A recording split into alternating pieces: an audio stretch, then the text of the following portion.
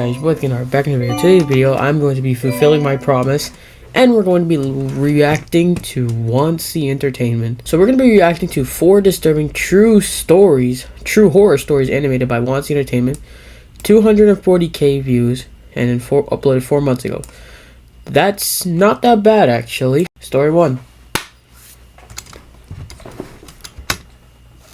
Hey Wanzi, I've been watching your videos for years, and today I finally decided to share my story with you. My name is Gabriella. I'm from Brazil. By the way, I'm recording this at 9:08 p.m., so I'm going to be a little bit scared today. But I live in England now, and what I'm about to tell you still traumatizes me to this day. I have an older sister named Ines. She was 22 at the time, and I was 16. She was staying with our aunt in Brazil for her gap year, and I couldn't go because I still had school. So we mostly FaceTimed every day to stay close. But one night, a Friday night, everything changed.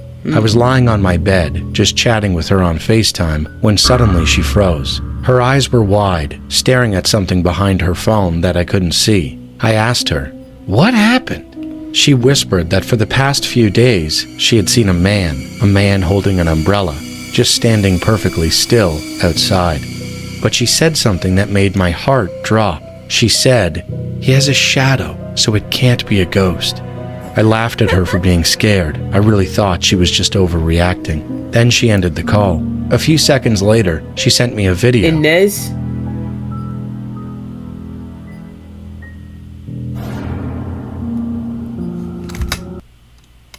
Wait, are we kicking it off with something real? I mean, it did say it was real, but I did not believe that, actually. Where's the umbrella, though? I don't see the umbrella.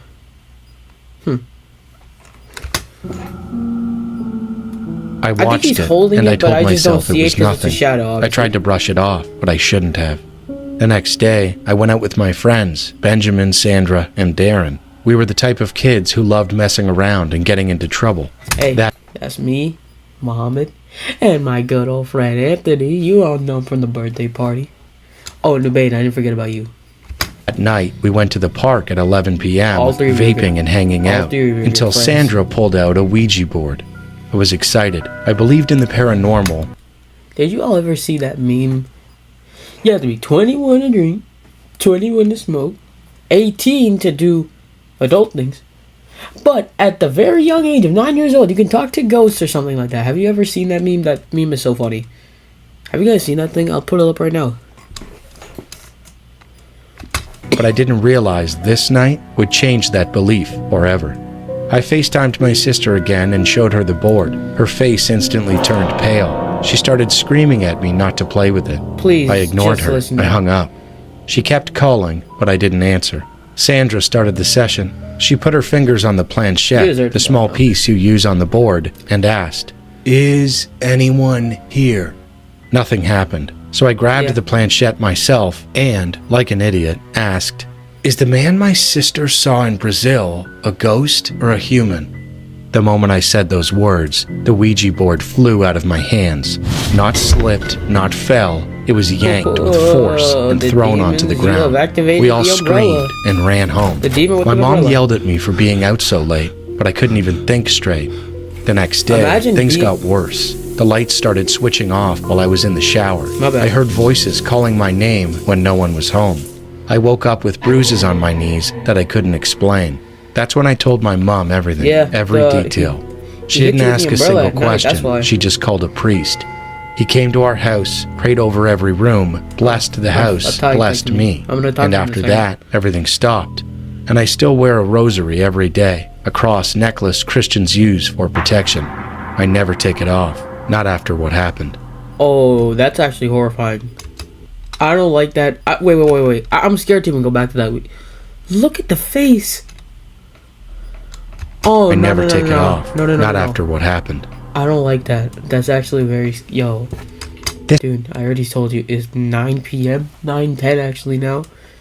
And that actually scared me a little bit. Like, my heart kind of dropped a little bit. This happened in 2019 when I was working in Tokyo, Japan. I had moved to a place called Setagaya Ward. I loved it because it was a quiet city and it was only a 20-minute train ride to Tokyo. The house was an old two-story house, but the problem was the neighbor next door. The door was red and rusted, as if no one had lived there for a long time, and the area in front was overgrown with knee-high weeds.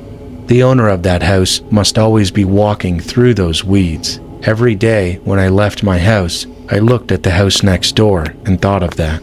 The reason I was certain the house wasn't abandoned was because I had already asked the landlord when I moved in. The landlord told me about the man who lived there, who only slept there once a week or once a month. Other than that, the house was mostly empty, and she wasn't sure why.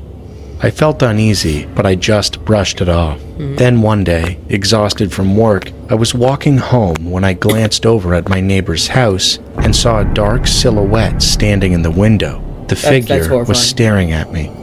I was startled for a moment, but then I turned my head away, pretended not to see him, and went back inside. A moment later, someone knocked on my front door. I asked who was outside, and a man told me in Japanese that he was my neighbor. I was momentarily lost in thought. Did you know he was Japanese? Wait, did you understand Japanese, or is the place you're living in Japanese?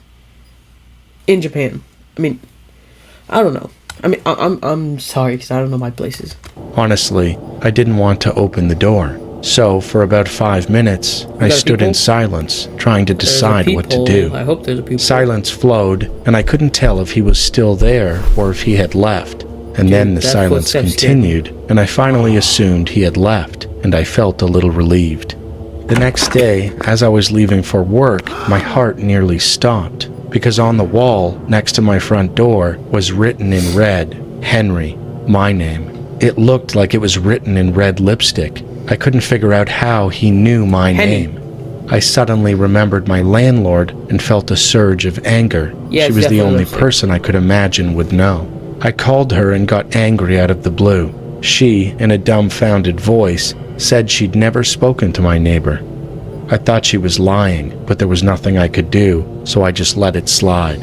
A few days later, the weeds that had once overgrown my neighbor's house were all neatly mowed. And then one day, I finally ran into my neighbor outside. He looked straight at me and shouted something in Japanese, his voice sharp and aggressive. I wasn't very good at it, so I couldn't understand. I just smiled awkwardly and waved at him. But I can't forget his face at that moment. It was filled with utter rage. I couldn't figure out what I had done wrong. I was just panicked and felt sweat drip down my back, but the man's expression was nothing but utter rage. It was a weekend a while later. I usually slept in until noon on weekends, so I was sleeping that day too. Suddenly, a loud noise outside my front door woke me up. Neighbor, what do you want from me? What do you want from me, neighbor? What do I call you? Neighbor? Neighbor? Or, oh yeah, psychopath. At first, I couldn't tell what it was, but when I listened closely, I realized it was a chainsaw. The loud, whirring noise was right in front of my door. Then, I heard a loud knock on the door. My heart raced. I had a gut feeling it was him, my neighbor. He stood there with the chainsaw running, revving it, again and again. I hope you have What was he planning? I didn't open the door, but he stood there for a long moment, continuing to rev the chainsaw. I yelled that I was calling the police, but he didn't seem to hear me over the noise of the chainsaw. I was terrified, but after a while, he left. A short time later, the police arrived and spoke with the man, who told them he'd only come to talk to me and that he'd used the chainsaw to cut down a tree in his yard. After that day, I decided to talk to my landlord and move elsewhere. I'll never forget the last time I moved. As I was loading my belongings onto the truck, I saw him standing in his window. He was looking at me with a smile. He was holding something in his hand, a small, rabbit-like animal, limp and dripping fresh blood. I was so shocked that I quickly packed my belongings and left. I never returned. To this day, I still don't know who that man was or what he wanted from me, but one thing is certain, he wasn't just strange, he was dangerous. It all started with me and my girlfriend arguing on the phone. Why do you always lie to me, Marcus? She screamed. She was very mad at me, but our relationship... Is this a girl or is this a boy in a wig? relationship wasn't going anywhere anymore. We argued all the time. She was always busy and could never talk to me, but I was just annoyed with my life, and I always took it out on her. Of course, she didn't deserve it, but she would love to mess with me at the wrong How is this part the only part that isn't pale? times. This time, I'll break up with you for real. Once she said that, I didn't believe her, because this would be the 6th time she had said this. Fine, leave me. You're just gonna come back anyway, I said with an attitude.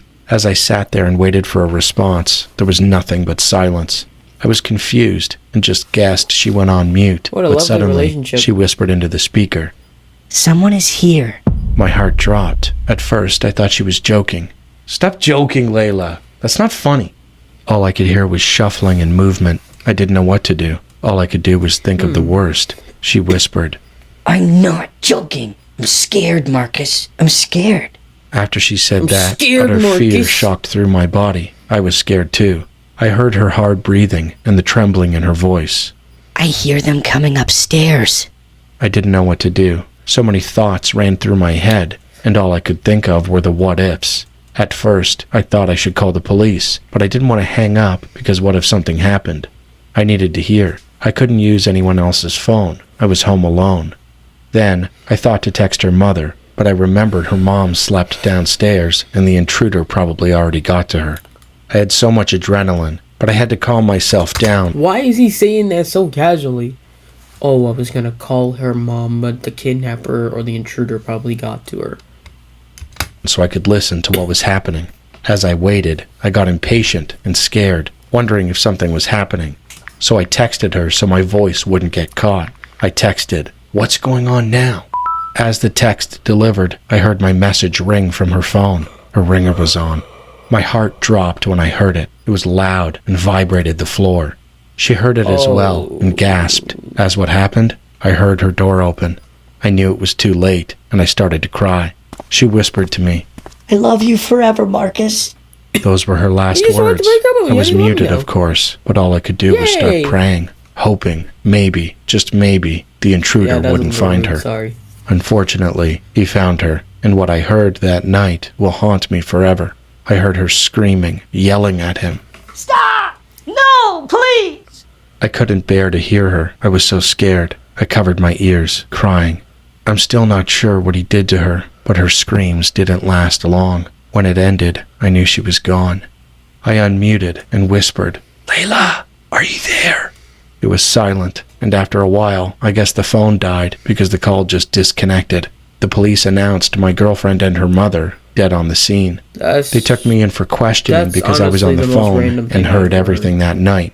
They asked me so many That's questions. random because that's more random than the second one because the second one also could have had a point. Like maybe he wanted that apartment or maybe he didn't like his neighbor or whatever. This does not make any sense. And I Even told with the them the first whole one, story. that still kind of asked made me, sense. "Why didn't you call the police?" That's My what eyes I was started- about to bring up actually. Why didn't he call the police? Story. They asked me. I'm like, you're just sitting there, hands over your face, soaking your hands with your tears, instead of picking up the phone and calling the police. Like, yeah, it's your fault. "Why didn't you call the police?" My eyes started to water, a hard lump forming in my throat. I told them I was scared and didn't want to hang up. Plus, I didn't know exactly where she lived. They believed me and finally gave in and took me off the suspect list. Good. I smiled. They will never find out what happened. She's been cheating on me for weeks. She would always lie to me, saying she was going to the store or somewhere else, but she was really going to his house. Little did she know I had her location and knew what was going on. That's why we argued. So, she just had to go. He doesn't deserve her. She's mine. All mine. Now, I'll have her with me forever, What? thanks to my buddy for handling my dirty work. I wait patiently for time to pass until he takes care of that boy, too. Then justice will be served. That's what she gets for cheating on me. What a turn! Oh my goodness. When he said good, bro, I perked up so fast. Like, good. Like, like not even know. Okay, thank God. Now they can find the monster. No, good. And I saw the sword growing through his hand. Oh my God, that was so crazy. I like Hi, that one. I'm Ray. Now it makes sense. This isn't my own experience, but my friend Mary. Hi, I'm Ray. This isn't my own experience, but my friend Mary's, and it still gives me chills. Mary and I are 11th graders at a university known for one thing: the color pink. Our campus practically bleeds pink. Uniforms, banners, even the school merch.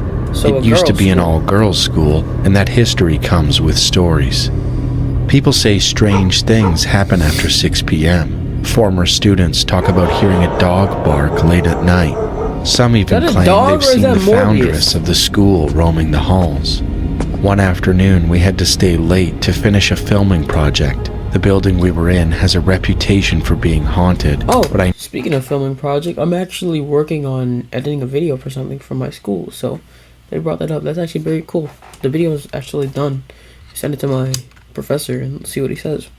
Never took the rumors seriously. To see is to believe, right? While we were working, Mary asked me to go with her to the restroom so she could touch up her makeup. I didn't want to. The ladies' room is a floor down. But I agreed because I also needed water from the fountain by the teacher's faculty. That's insane. I filled my flask and waited, wondering why she was taking so long. When I finally walked to the restroom entrance, Mary came bursting out and grabbed my arm. She looked pale and shaken. We ran back upstairs together. I demanded, "What's wrong?" She could barely speak at first, then told me what she'd seen. I was doing my makeup in front of the mirror, she said, and you can see the cubicles behind you in the reflection. The closed cubicle that's supposed to be for teachers only. I saw a woman's head peeking over the top. Her hair was in a bun. I could see her slippers at the bottom, and she was wearing a long dress. I couldn't tell whether to be terrified or skeptical, but Mary's face made it real. I joked, "Maybe you saw the foundress." But it didn't feel like a joke. We told our classmates. Some listened, some rolled their eyes, but nobody could fake the look on Mary's face. A few days later, at an organizational fair held on the 3rd floor, we walked past a wall of portraits. Mary froze and pointed. There, in a frame, was a painting of the exact woman she'd described. Under the portrait was the foundress's name and the year the school was founded. I was gonna say, seeing that painting made everything click, or maybe it made the whole thing worse. Whether you call it a ghost, a memory, or something else, Mary's face when she saw that portrait is something I won't forget. Okay. Thank you guys for watching. Comment, like, subscribe, and I'll see you guys later. Peace out. Sinister and Shifty, episode 9, coming out soon.